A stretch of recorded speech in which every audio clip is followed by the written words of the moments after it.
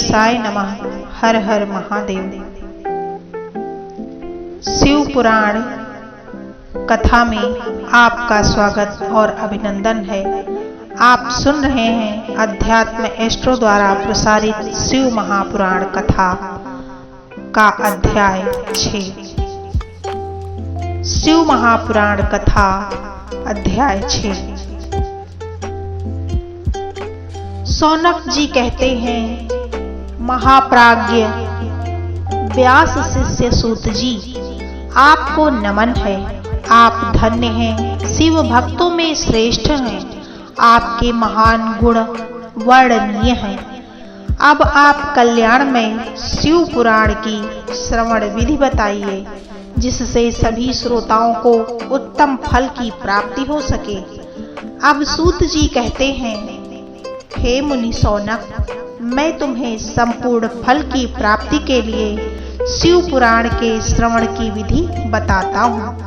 पहले किसी ज्योतिषी को बुला करके दान मान से संतुष्ट करके अपने सहयोगी लोगों के साथ बैठकर बिना किसी विघ्न बाधा के कथा की समाप्ति होने के उद्देश्य से शुद्ध मुहूर्त का अनुसंधान कराएं और प्रयत्न पूर्वक देश देश में स्थान स्थान पर यह संदेश पहुंचाएं कि हमारे यहाँ शिव पुराण की कथा होने वाली है।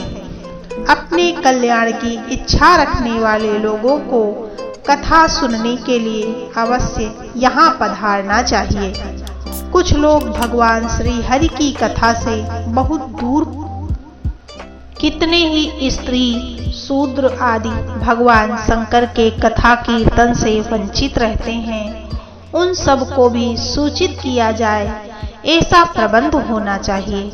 देश देश में जो भगवान शिव के भक्त हों तथा जिनमें भी शिव कथा के लिए कीर्तन और श्रवण के लिए उत्सुकता हो, उन सबको आदर पूर्वक बुलवाना चाहिए और आए हुए लोगों का सब प्रकार से आदर सत्कार करना चाहिए। शिव मंदिर में, तीर्थ में, वन प्रांत में अथवा घर में शिव पुराण की कथा सुनने के लिए उत्तम स्थान का निर्माण करना चाहिए। केले के खंभे से सुशोभित एक ऊंचा कथा मंडप तैयार कराएं। उसे सब ओर फल फूल आदि से तथा शुद्ध चंदवे से अलंकृत करें और चारों ओर ध्वजा पताका लगाकर तरह तरह के सामानों से सजाकर सुंदर शोभा संपन्न बना दें। भगवान शिव के प्रति हर प्रकार से उत्तम भक्ति करनी चाहिए। वही सब तरह से आनंद का विधान करने वाली है।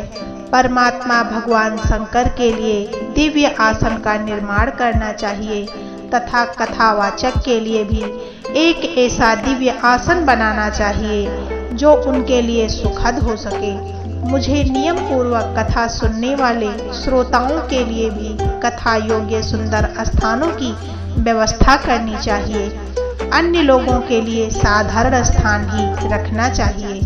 जिसके मुख से निकली हुई वाणी देहधारियों के लिए कामधेनु के समान अभीष्ट फल देने वाली होती है, उस पुराण देवता विद्वान वक्ता के प्रति तुक्ष बुद्धि कभी नहीं रखनी चाहिए।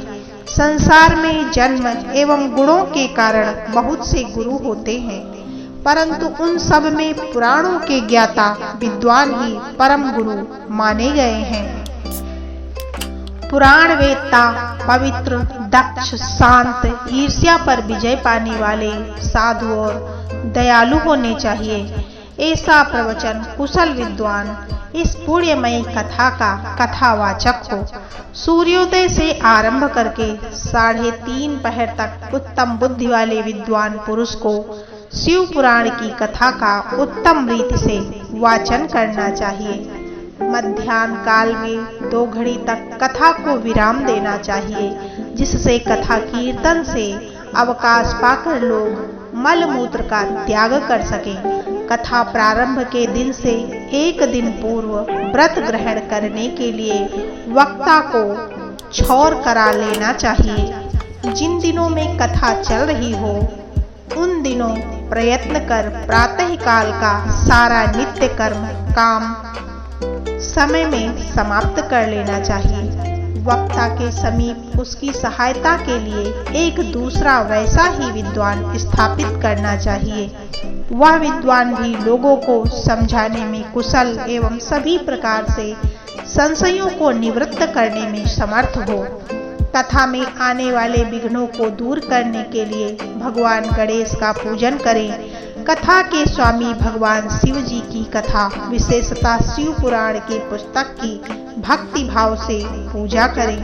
तत्पश्चात उत्तम बुद्धि वाला श्रोता आदर पूर्वक तन मन से शुद्ध एवं प्रसन्न चित्त होकर शिव पुराण की कथा का श्रवण करे। जो वक्ता और श्रोता अनेक प्रकार के कर्मों में भटक रहे हों, काम आदि छह विकारों से युक्त हों, स्त्री में आसक्ति रखते हों और पाखंडपूर्ण बातें कहते हों, वैसे वक्ता एवं श्रोता कूड़े के भागी नहीं होते। जो लौकिक चिंता तथा धन, घर एवं पुत्र आदि की चिंता को छोड़कर कथा में मन लगाए रहते हैं, उन शुद्ध बुद्धि व्यक्तियों को उत्तम फल प्राप्त होता है। जो श्रोता श्रद्धा और भक्ति से युक्त होते हैं, दूसरे कर्मों में मन नहीं लगाते और मौन, पवित्र एवं उद्वेग शून्य होते हैं, वे ही कूड़े के भागी होते हैं। शिव पुराण कथा अध्याय 7। सूत जी कहते हैं, सौनक, अब शिव पुराण सुनने का व्रत लेने वाले पुरुषों के लिए जो नियम है उसका भक्ति पूर्वक श्रवण करो। नियम पूर्वक इस श्रेष्ठ कथा का श्रवण करने से बिना किसी विघ्न के उत्तम फल की प्राप्ति होती है। जो व्यक्ति दीक्षा से रहित है उनका कथा श्रवण में अधिकार नहीं है।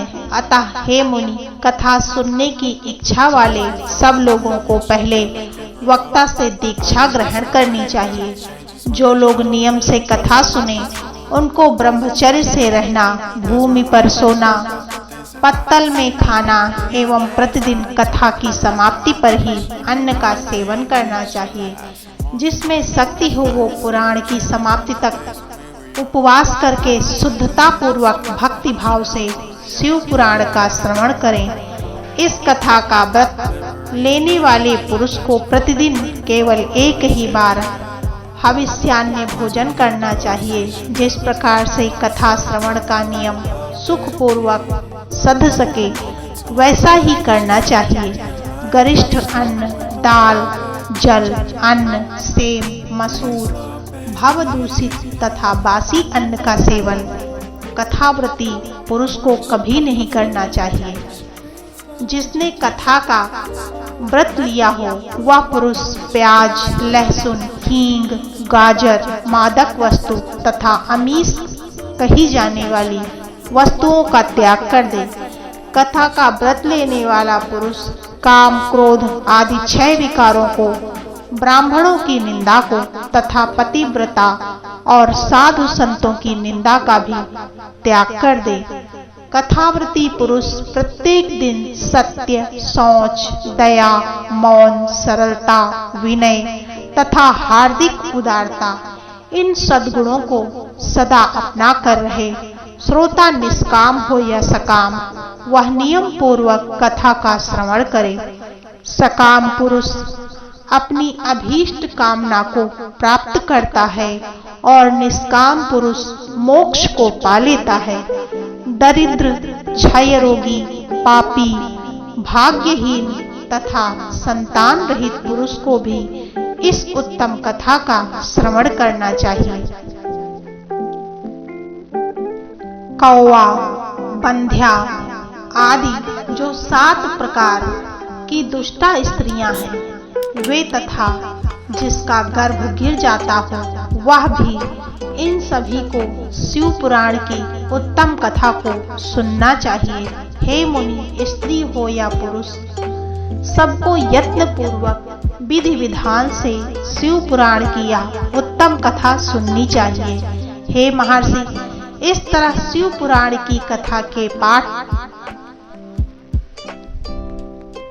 भगवान शिव की पूजा के समान पुराण पुस्तक की भी पूजा करनी चाहिए तदंतर विधि पूर्वक वक्ता की भी पूजा करना आवश्यक है। पुस्तक को आच्छादित करने हेतु नवीन एवं सुंदर बस्ते का निर्माण करें। उसे बांधने के लिए दृढ़ एवं दिव्य डोरी का प्रयोग करें, फिर उसका विधिवत पूजन करें।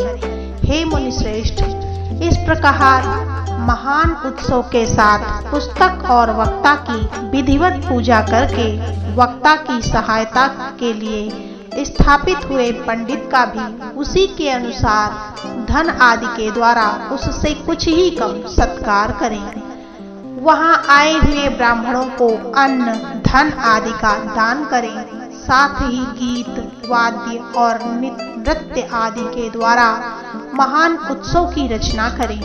यदि श्रोता विरक्त हो तो उसके लिए कथा समाप्ति के दिन विशेष रूप से उस गीता का पाठ करना चाहिए जिसे श्री रामचंद्र जी के प्रति भगवान शिव ने कहा था। यदि श्रोता गृहस्थ हो तो उस बुद्धिमान को उस श्रवण कर्म की शांति के लिए शुद्ध हविष्य द्वारा होम करना चाहिए। हे मुनि, रुद्र संहिता के प्रत्येक श्लोक द्वारा होम करना उचित होता है अथवा गायत्री मंत्र से होम करना चाहिए, क्योंकि यह पुराण वास्तव में गायत्रीमय ही है।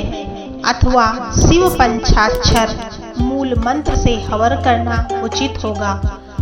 होम करने के लिए शक्ति ना हो तो विद्वान पुरुष यथाशक्ति हवन हविष्य का ब्राह्मण को दान करे।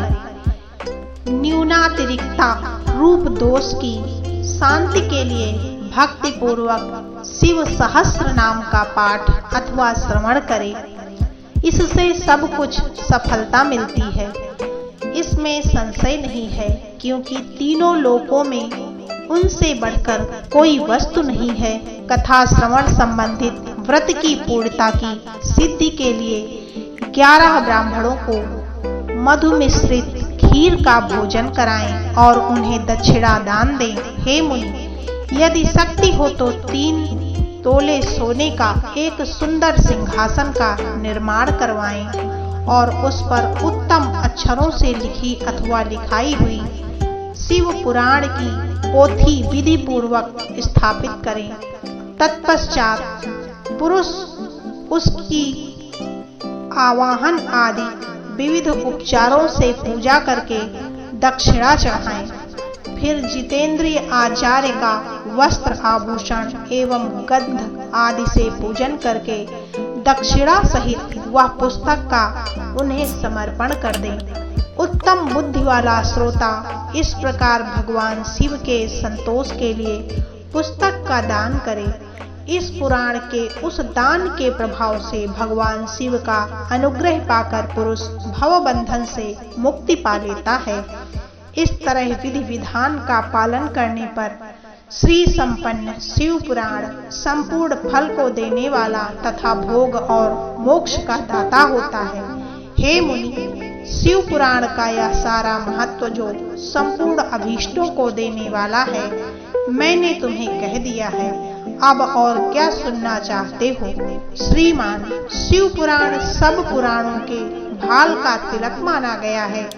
यह भगवान शिव को अत्यंत प्रिय, रमणीय तथा भव रोग का निवारक है। जो सदा भगवान शिव का ध्यान करते हैं, जिनकी वाणी भगवान शिव के गुणों की स्तुति करती है और जिनके दोनों कान उनकी कथा सुनते रहते हैं, इस जीव जगत में उन्हीं का जन्म लेना सफल है। वे निश्चय ही संसार सागर से पार हो जाते हैं। भांति भांति प्रकार के समस्त गुण जिनके सच्चिदानंदमय स्वरूप का कभी स्पर्श नहीं करते, जो अपनी महिमा से जगत के बाहर और भीतर भासमान हो रहे हैं तथा जो मन के बाहर और भीतर वाणी एवं मनोवृत्ति रूप में प्रकाशित होते हैं, उन अनंत आनंदमय घन स्वरूप परम शिव को मैं प्राप्त करना चाहता हूँ। मैं उनकी शरण में आती हूँ।